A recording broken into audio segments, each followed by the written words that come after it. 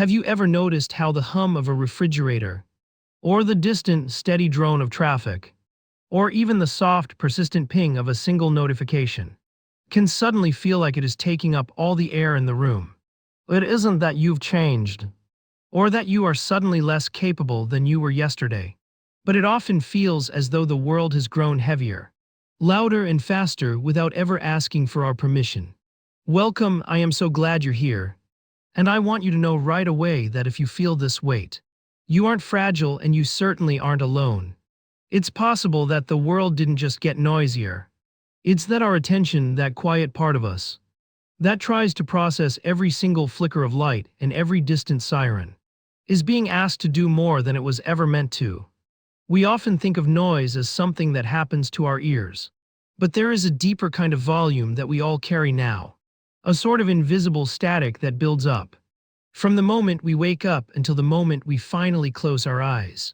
You might find yourself wondering why a simple trip to the grocery store feels like running a marathon, or why, after a perfectly normal day of work, the only thing you want is to sit in a dark room, with the door closed and the lights off.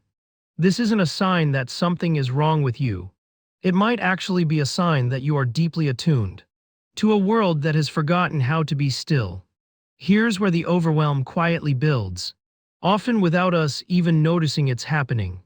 It starts with the small things, the layer upon layer of input that we've been told to treat as normal. We have the hum of the heater, the flicker of the screen, the vibration in our pocket, and the mental checklist of a dozen things we haven't done yet, all competing for a slice of our focus. Many people notice that after a while, these things stop being individual sounds and start becoming a single, pressurized wall of existence. It can feel like being underwater, where every movement is slower and every sound is muffled, yet somehow vibrating right against your skin. This is the part many people don't talk about. The way that modern life doesn't just ask for our time. It asks for our entire presence every second of every day.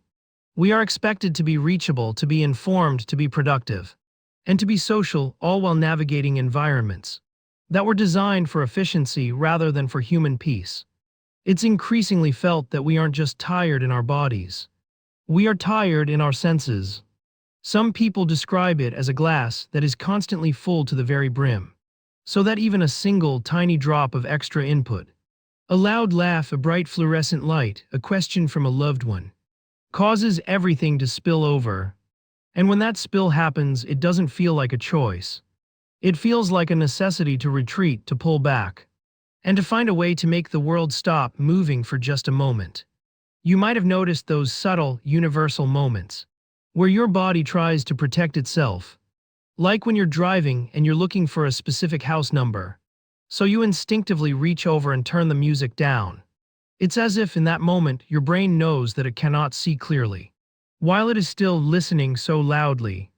Or perhaps you felt that specific heavy exhaustion that comes after a social gathering, not because you didn't enjoy the people, but because the sheer act of tracking 3 different conversations against the backdrop of a restaurant's clinking silverware and background music felt like translating a foreign language for 4 hours straight.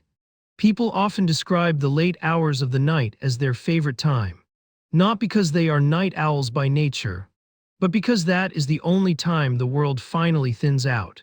When the cars stop passing and the neighbors turn off their lights, the air itself seems to feel lighter, as if the volume of the entire planet has been dialed back to a level that feels safe. This is where the curiosity loop begins to close, because we start to realize that our longing for silence isn't an escape from reality. It's a longing for a reality that is actually sustainable, for a human being to inhabit. It is often observed that we live in a culture of and. We want music and a podcast, work and a conversation, a meal and a movie.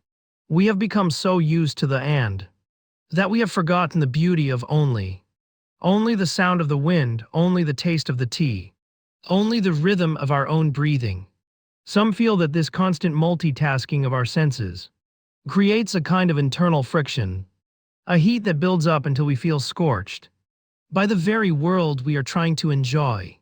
There is a specific kind of bravery in admitting that the world is too loud, because it goes against the grain of a society that prizes speed and constant engagement. To say this is too much is to acknowledge that you have limits. And in a world that pretends limits don't exist, that can feel like a weakness. But what if it's actually a form of deep awareness? What if your discomfort with the noise is just your inner self, reminding you that you were made for more than just processing data? Many people find that their most creative, most peaceful, and most authentic selves only emerge when the input stops. It's as if we are all radios that have been tuned to 5 different stations at once, and we're wondering why we can't hear the music. It's not that the music isn't there. It's just buried under the static of 1,000 other things. You might notice that on days when you've had to navigate a lot of visual clutter, bright ads, busy streets, messy rooms, your patience for noise is much lower. It all goes into the same bucket. The eyes, the ears, the skin, the mind, they all feed into one single reservoir of energy. And once that reservoir is empty, everything feels like an intrusion. This isn't about being antisocial or being difficult. It's about the fact that your system is doing its job. It is telling you that it has reached its capacity, and it needs a moment to catch up. It's like a computer that has too many tabs open. Eventually, the fan starts to hum, the screen starts to lag. And the only way to fix it isn't to add more software, but to start closing the tabs one by one. Here is where the overwhelm quietly builds in our social lives too. We often feel a pressure to always be on, to respond to messages instantly, to have an opinion on every headline, and to keep up with the invisible pace of everyone around us.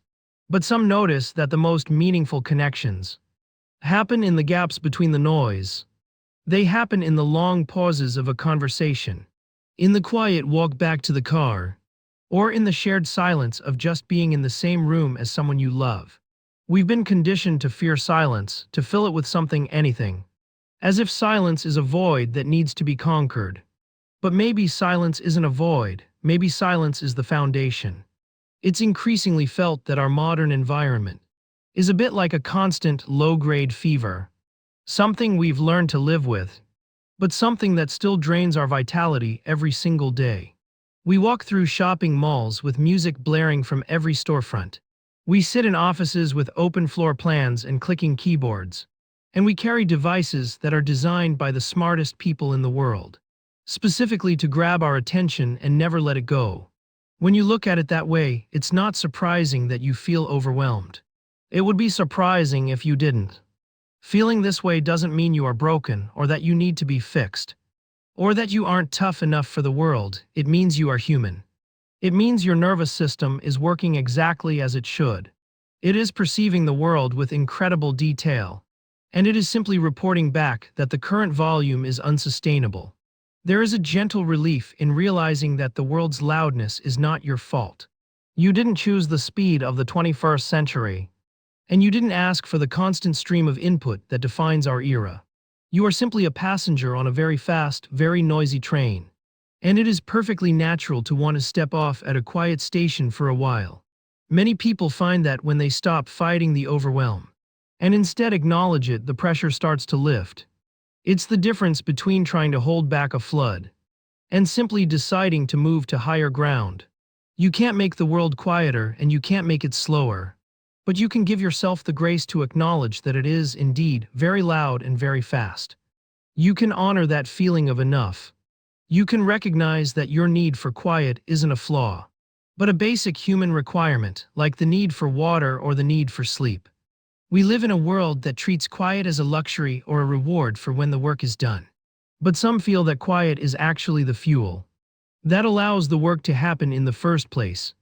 Without it, we are just reacting to the noise, bouncing from one stimulus to the next like a leaf in a storm. But in the quiet, we can finally hear the sound of our own thoughts. We can feel the edges of our own boundaries. We can remember who we are when the world isn't telling us who to be.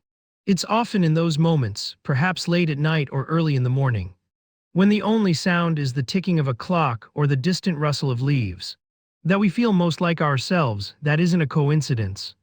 That is the feeling of your attention finally returning home to you, instead of being scattered across 1,000 different screens and sounds.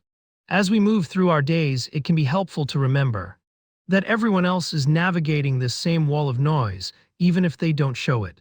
Some people have just gotten better at masking the strain, while others might be just a few decibels away from their own breaking point. When we see someone who seems frustrated or tired or withdrawn, maybe we can look at them with a bit more compassion, knowing that they too might just be looking for a way to turn the volume down. This shared experience of saturation doesn't have to be a source of isolation. It can be a source of connection. We are all trying to find our way back to a place of peace, in a world that rarely offers it for free. The world feels loud because it rarely gives us space to listen to ourselves. And longing for that space isn't a failure, it is a sign of deep intuitive awareness. It is your soul's way of asking for a breath. So the next time you feel the weight of the world's volume pressing in on you, try to remember that you aren't sensitive because you are weak. You are sensitive because you are alive, because you are paying attention, and because you haven't yet become numb to the beautiful, complex, and sometimes exhausting intensity of being a human being. Your longing for silence is a sign that you still know what you need. And that is a powerful thing to hold on to. You are not broken for needing a softer world. You are simply a person who remembers what it feels like to be still. As you move back into the flow of your day, may you find those small, hidden pockets of quiet, and may you treat them not as an escape, but as the home you deserve to return to as often as you need. If this reflection resonated with you, feel free to like, comment, and subscribe. Thanks for being here.